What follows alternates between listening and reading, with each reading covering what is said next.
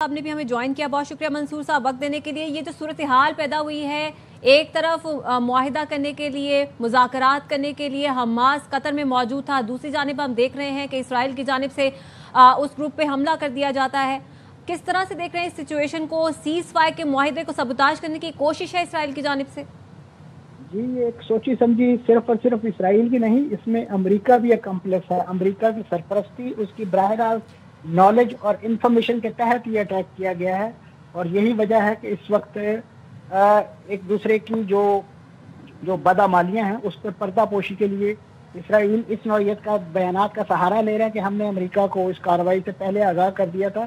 तो अमेरिका की तो अपनी वहाँ अल उदैद सेंटकॉम में सबसे बड़ी एयर बेस वहाँ पे मौजूद है, तो क्यों ना उस बेस को एक्टिवेट किया गया, क्यों ना उस हमले को रोकने की कोशिश की गई। तो इसलिए इस वक्त इस नौइयत की जो ब्लेम गेम है वो करने के बाद इसराइल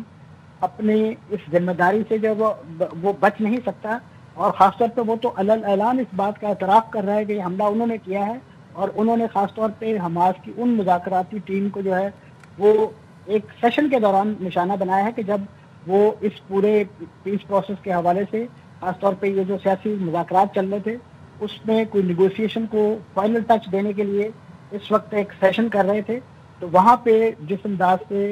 बुज़दिलाना अंदाज में ये हमला किया गया है, मैं समझता हूँ कि ये इसराइल के कम से कम उन तमाम अज़ाइम को, उसकी पूरी तारीख को समराइज कर गया है ये अटैक, कि वो रोज़े अव्वल से उन्होंने बहाना बनाया इस तूफ़ानुल अक्सा का 7 अक्टूबर का, और उसके बाद उन्होंने जिस अंदाज से अपनी इस पूरी वॉर मॉन्गरिंग को जो है वो डे बाय डे इन्हांस किया, उसमें नई जेटें, कभी वो लोगों को भूख के तौर पे उनको शहीद कर रहे हैं, कभी उनका पानी बंद कर रहे हैं, कभी उन पर ऐसे हौलनाक कीमियावी हथियार उनके खिलाफ इस्तेमाल कर रहे हैं। यानी हर वो हरबा इस्तेमाल करके वो फ़लस्तीनियों का जो जज्बा हुर्रियत और जज्बा आज़ादी है और ख़ासतौर पे जो खुददारी है उसको दबाने में नाकाम रहे। तो अब वो इस वक्त जो फ़लस्तीनियों की जो क़यादत है, जो इस वक्त मैं समझता हूँ एक इंतहाई अहम पीस प्रोसेस के अंदर इन्वॉल्व थी, उनको जिस अंदाज से वो सबताज कर रहा है, तो ये मैं इसराइल की तो जिसे कहना चाहिए इस वक्त जितनी भी मजम्मत की जाए उसकी इस कार्रवाई की वो कम है। इस वक्त खित्ते के जो अरब ममालिक हैं, मैं समझता हूँ उनकी जिम्मेदारी दो चंद हो गई है कि वो इस वक्त कतर की पुश्तबानी में आए और कतर और खित्ते के अरब ममालिक मिलकर इस हमले के हवाले से एक स्ट्रेटजी तरतीब दें ताकि इसराइल की जारहियत के आगे जो है वो सही मानों में बंद बांधा जा सके। वरना इसराइल की इस जारहियत के जवाब में इसराइल का जो अरब दुनिया का कोई भी कैपिटल जो है या कोई भी लीडरशिप जो है वो चाहे सियासी हो अस्करी हो वो महफूज दिखाई नहीं देती, क्योंकि इसराइल इस वक्त बिल्कुल एक बावले जिसे कहना चाहिए कुत्ते की उसकी कैफियत बन गई है कि वो हर किसी को काट दौड़ने के लिए जो है बढ़ रहा है। और ख़ासतौर पर जो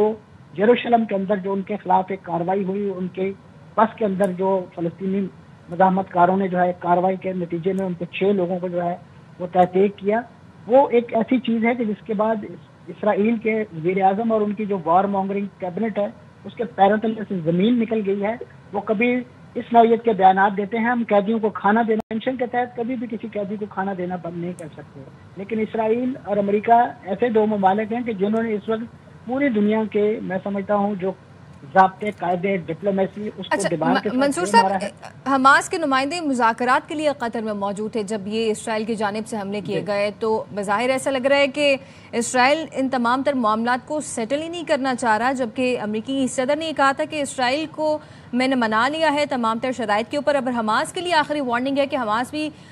इस आखिरी वार्निंग को एक्सेप्ट करे, क्योंकि दूसरी वार्निंग नहीं दी जाएगी मेरी तरफ से। जी, हमास ने तो हर मौके पे चाहे वो इनकी वार्निंग के नतीजे में अदरवाइज उनका अपना होमवर्क था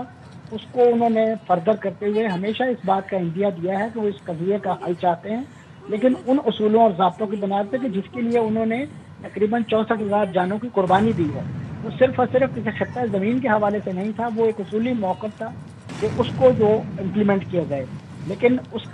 ये एक अज़्म और हौसला और जो सबात है और ख़ासतौर पर जो स्टेट फास्टनेस है, ये इसराइल को एक आंख नहीं भाती कि वो कहते हैं कि हमारी गोली के आगे तो कोई नहीं ठहरता। ये हमास को या इनकी लीडरशिप को ये क्या यारा है, क्या कौन सी ऐसी बात है कि जो ये इनके सामने हमारी इन बातों को नहीं मानते। तो वो सिर्फ और सिर्फ एक धौंस धांधली और ताकत जो है उसके जोम में इसराइल इस नौयत की कार्रवाइयाँ जो है वो कर रहा है। और ख़ासतौर पे वो जिसकी जो क्रॉस बॉर्डर टेररिज्म की जो इस वक्त तारीख रकम कर रहा है, चाहे वो ईरान के अंदर हमासी के लीडर को शहीद करने की बात हो, या लबनान में जो सालेह अल अरूरी हमासी के एक और रहनुमा थे सेंट्रल, उनको शहीद करने की बात हो, तो मैं समझता हूँ कि ये इसराइल के उन अज़ाइम की या उनके उन पॉलिसियों की कई मानों में अक्कासी करते हैं कि जो ये साबित करते हैं कि वो मुज़ाकरात में यकीन नहीं रखता, वो सिर्फ और सिर्फ ताकत के जोर पे अपनी बात मनवाना और लोगों के घुटने जो है वो टेकना चाहता है। और फ़लस्तीनी वो कौम है जो पिछले तकरीबन 75-76 बरस से इसराइल के मुख्तलिफ जो हुक्मरान हैं उनके जुल्म और जोर के सामने जो है वो सीता पलाई हुई दीवार के तौर पे खड़े हुए हैं। और यही वजह है कि इस वक्त सारी दुनिया जो है, आप चाहे समंदर देख लीजिए, उनके कैंपसेस देख लीजिए, उनके मैदान देख लीजिए, उनके कोई भी यानी इवन फिल्म इंडस्ट्री के लोग जो हैं वो इस वक्त सरापा एहतजाज हैं। अच्छा मंसूर जाफर साहब, अब इसमें ना एक नाम खालिद मिशेल का भी आ रहा है, ये तो बड़ा नाम है हमास की तरफ से,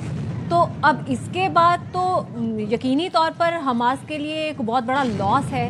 तो हमास अब क्या करेगा मजीद, क्योंकि वो तो मुज़ाकरात के लिए आगे बढ़ गया था। इसमें कोई शक नहीं कि हमास ने तो मैं समझता हूँ कि beyond the call of duty इस मुज़ाकराती अमल को आगे ले जाने में जो है वो हमेशा किरदार अदा किया है। और अपनी जानों पे खेल के, जान हथेलियों पे रख के वो कभी मिस्र, कभी तुर्की, जहाँ पे भी मुज़ाकरात की मेज़ सजाई जाती रही है वो जाते रहे हैं। कतई नज़र इस बात के कि इन मुज़ाकरात के अमल में खुद इसराइली सिक्योरिटी एजेंसी के लोग, उनके शाबाक, उनकी जो मोसाद, वो भी लोग शरीक होते रहे, मिस्र के इंटेलिजेंस के लोग इसमें शरीक होते रहे। तो इन तमाम लोगों को मैं समझता हूँ एक लिहाज से उनकी सालमियत या उनकी जो भी पोजीशन है उसको टारगेट करने की कोशिश की गई है। अब ये इन मुल्कों का भी मैं समझता हूँ ये जिम्मेदारी बनती है कि वो देखें कि किस अंदाज से इसराइल, अब मिस्र के इसराइल के साथ सफारती ताल्लुकात है, मिस्र को इसराइल को कम से कम उन सफारती ताल्लुकात का ही पास रखना चाहिए था कि वो एक ऐसे मुल्क के नुमाइंदे के तौर पर। मंसूर साहब, आपसे मजीद भी इस पे बात करते हैं।